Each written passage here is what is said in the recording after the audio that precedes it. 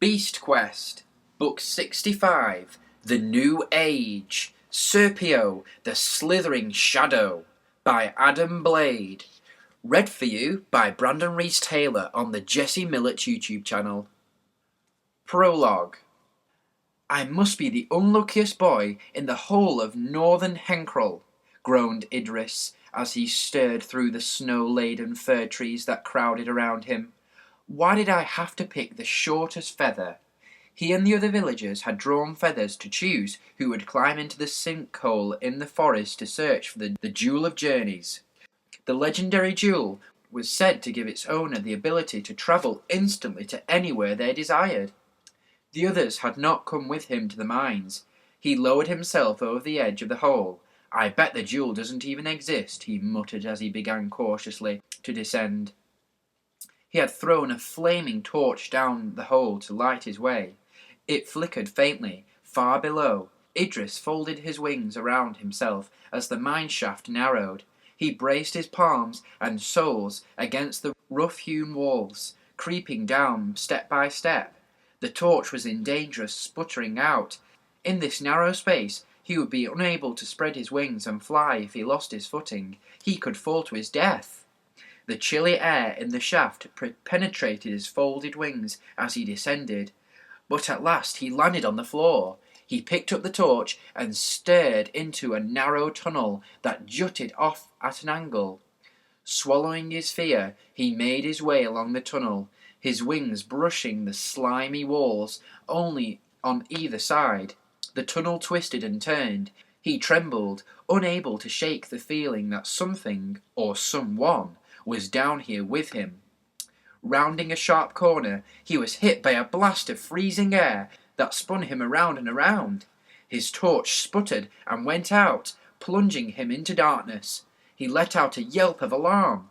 "I don't want the jewel," he shouted. He fumbled for the walls. If he followed them with his fingertips, maybe he could escape. Another blast of icy air had twisted him around, and now he couldn't tell which way he'd come.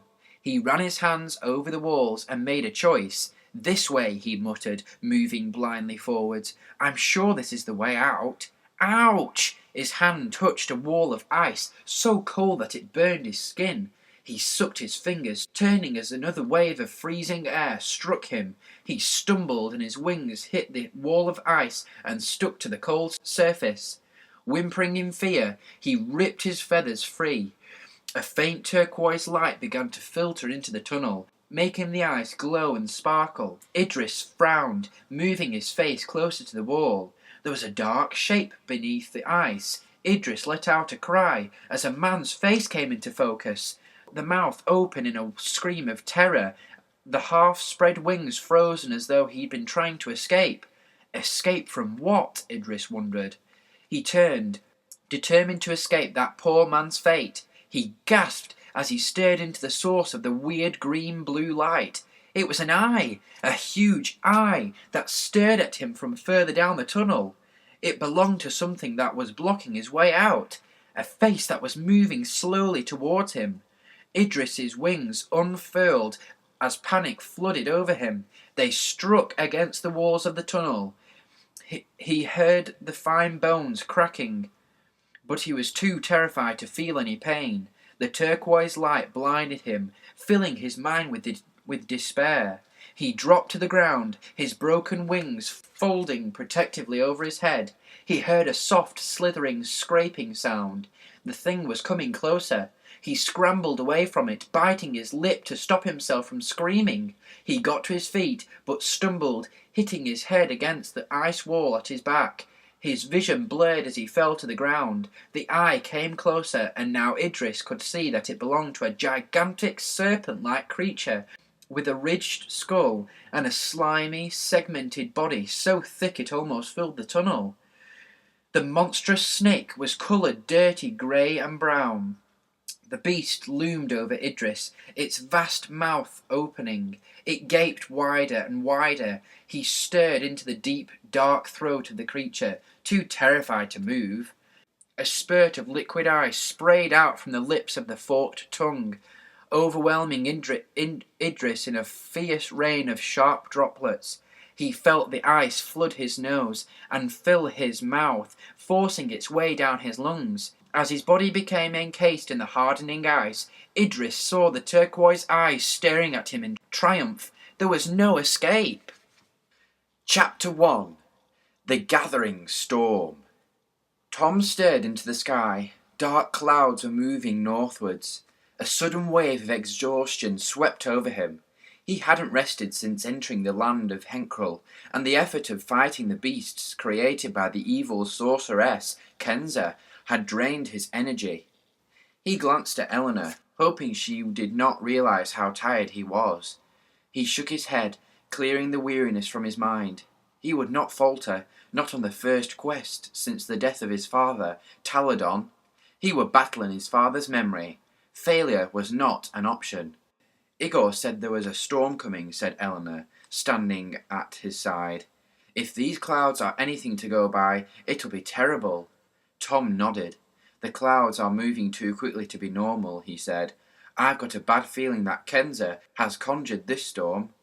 Kenza was as evil an enemy as Malvel the wizard had ever been, if not worse. Tom had hoped that he had ended the threat to his homeland of Avantia when he defeated Malvel, but Kenza had arisen almost immediately. The beast quests had to continue. Kenza had entered Avantia to steal blood from each of the 6 good beasts. She had escaped back to Henkrul and formed her own beasts from her kingdom's earth, bringing new enemies to dreadful life with the stolen blood. But it wasn't only Henkrul that was threatened by Kenza's tyranny. She intended to take the lightning path back to the kingdom of Avantia and cause ruin and devastation there. Tom had not hesitated for a single moment before agreeing to enter Henkrul to face Kenza, but the lightning path was a difficult road, and Tom and Eleanor had been forced to leave their trusty animal friends, Storm and Silver, behind. The magic tokens that were attached to Tom's shield had been lost when he'd arrived in the new kingdom, but with each beast that Tom defeated, a token had been returned to him. Nanook's Bell, Furno's Scale, Epso's Talon, and Sepron's Fang. Now there were just 2 more to get, and 2 more beasts to defeat. Tom and Eleanor were in the marketplace of Herinfell, a village in southern Henkrul. They stood at the open doors of a warehouse belonging to Jaffrey, the village elder. Kenza had forced him to create a huge iron lightning staff. Her evil minion, the one-eyed hunchback Igor, had used magic to transport the staff to Kenza's castle. Tom feared that she meant to use its power to send her remaining 2 beasts into Avantia. "Remember what I told you," said Jaffrey, resting his hand on Tom's shoulder. "The lightning staff is harmless unless it has a jewel set into its head." He smiled. "There is no jewel large enough for such a huge staff, not even if Kenza delves in the deepest of our northern mines." Tom looked solemnly at the old man. "Kenza would not have made the staff if she didn't think she could find the right jewel," he said, turning to stare north. The golden armour he had left in King Hugo's castle gave him the power of long sight. He could see dark clouds swirling and massing on the distant horizon. A storm was definitely brewing. Tom turned his shield face up.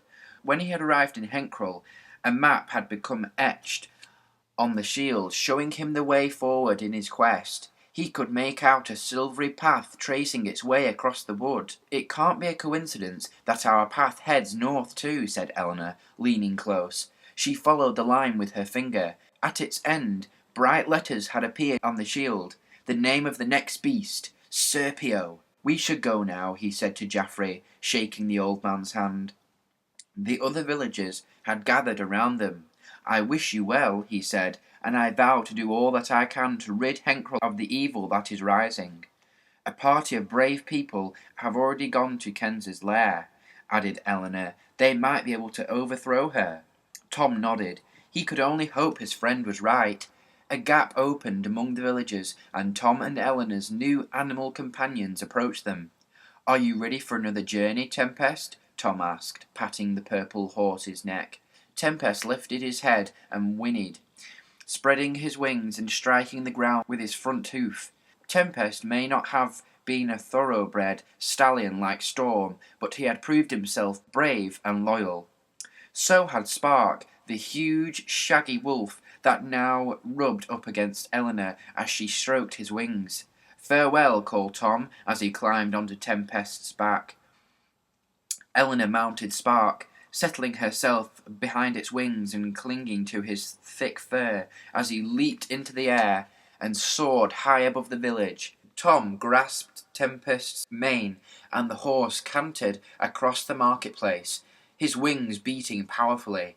In a few moments they were in the air. The four of them circled the village once, waving down to the villagers before turning to the north. As they flew towards the distant mountains, Tom gazed at the gathering storm clouds. Their next quest would take them into the very heart of Kenza's storm.